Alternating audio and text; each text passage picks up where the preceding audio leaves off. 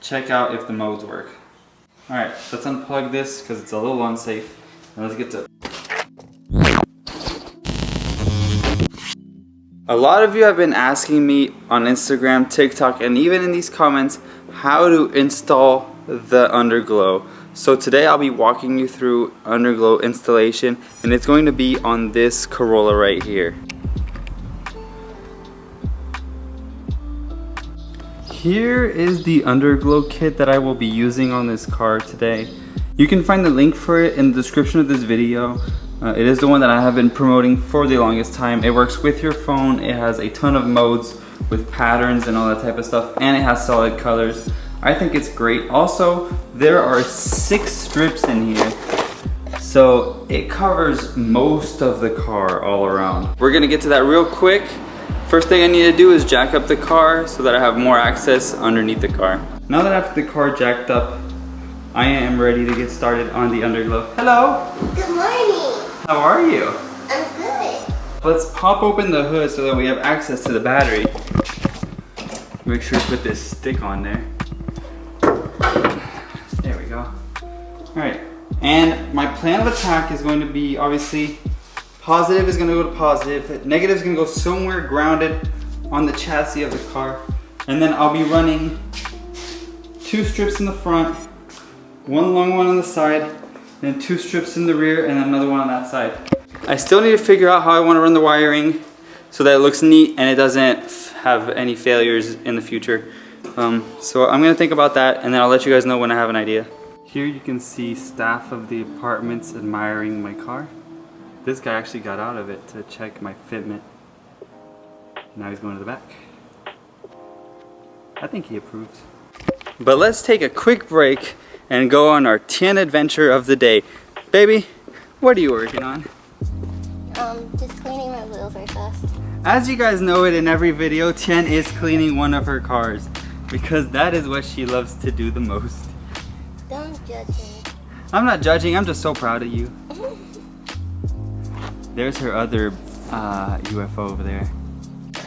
So the way this Underglow works is there's the controller for the Bluetooth that pretty much takes a signal from your phone and sends it over to the LEDs. And this needs to be connected to the battery, either directly with a positive and negative, or a cigarette lighter, but this is way less clean of an install. So we're gonna go straight to the battery.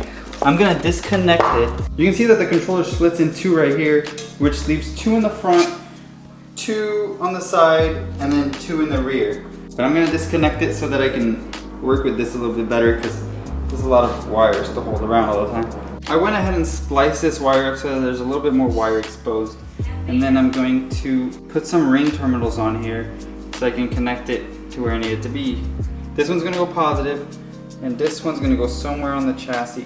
It's always a good safe measure to make sure that the Underglow or any type of lights work before you do the whole work to find out that something's broken. So I'm gonna plug it up to the battery directly. You always wanna do positive first and then negative so that it doesn't spark at you. All right, you see this thing? It's glowing, so that's a good sign. I'm gonna pull out the app. That Amazon van is annoying me. Pull up the app and then check out if the modes work. Seems like it. Yep. Perfect. Alright, let's unplug this because it's a little unsafe. And let's get to putting this everywhere. How do I look in this purple lighting? Here's the game plan, everybody. We are going to be running the first wires down here through the liner, and then have the 2 strips go on the liner right there. And then the wires are going to be tucked in this fender liner all the way around, and then go across here. I'll mount it further back so that you can't see it from the side. The sides most importantly are going to have to be super cleaned with some rubbing alcohol because they are going to be only held on by the adhesive. So rubbing alcohol and a torch to get the adhesive ready to be super tacky. And then for the rear, what I'm going to have to do is, since there's a muffler right here, the strip is going to have to start right where the muffler ends. And then I'll have to tuck this wire as high as possible as soon as the strip ends to get it away from all this heat. The other side is gonna be mirrored to whatever this side looks like. Let's get Get it to it. The front, I'm gonna be using mostly zip ties to hold it up, except in one spot where I'm gonna have to use some of the adhesive. So in spots that have grooves or an uneven texture, you wanna be able to use holes. This one luckily has holes. If it doesn't have holes, you can create small holes to pass a zip tie through it, just to hold it up. And then in spots that are flat, like on this part right here, clean it really well with some isopropyl alcohol. You want to keep on cleaning it until it's no longer dirty on the towel so that it's completely clean when you do your final wipe. And then heat up the adhesive on the backing of this and hold it on for like 20 seconds and it should not come off anymore. I'll show you guys how I do that on the whole side skirt because that'll be completely adhesive on that. I would show you how to run the zip ties, but it's pretty much different per case. Now I'm just removing these clips so that I can get behind the fender liner and run the underglow wire behind it so that it stays away from all suspension and road debris. Most cars have a fender liner, and in most cars you want to make sure you keep it away from anything that moves or that can damage the wire. I'm actually feeling wires up here, so that means there's already OEM wires behind this liner. So we're just cleaning where we're putting it with rubbing alcohol in a towel. And you want to make sure it is super, super clean. I can't emphasize this enough. The last thing you want is your underglow to fly off on the highway heading to Houston.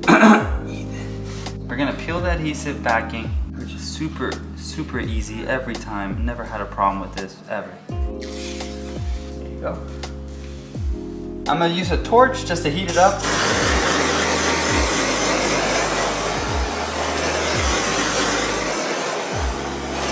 You can use a hair dryer or a heat gun if you don't have a torch.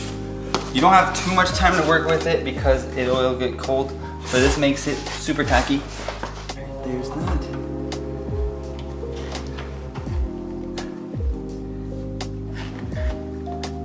In the rear, I'll be running the harness with anything OEM that I can find, just so I can stay out of the way from the suspension and look as tidy as possible. Then, to run it on the exhaust side, is the same concept, but I will be running the wires behind the heat shield so that they don't get too close to the exhaust. The wires are ran and you cannot see them anywhere. Nothing's dangling, nothing visible from the outside. In the rear is as tucked as it can get. It has a tiny bit of overlap, but you guys are gonna see in a minute when I drop the car how good this is gonna look. And that's how you install Underglow on a car. It is controlled with an app on your phone. This is one of the 200 patterns that there is. Here's a random pattern in case you were wondering what 42 look like. Or you can set it to any solid color. They have presets, or you can set it to any of them on the rainbow. It's pretty cool. The install turned out great. If you guys have any questions on how to install Underglow on your car, please comment. I will try my best to reply to you. Also, if you want to try this Underglow out, I will have the link of it in the description of this video. Thank you guys so much for watching. I'll leave you guys with a few clips of the car with random patterns.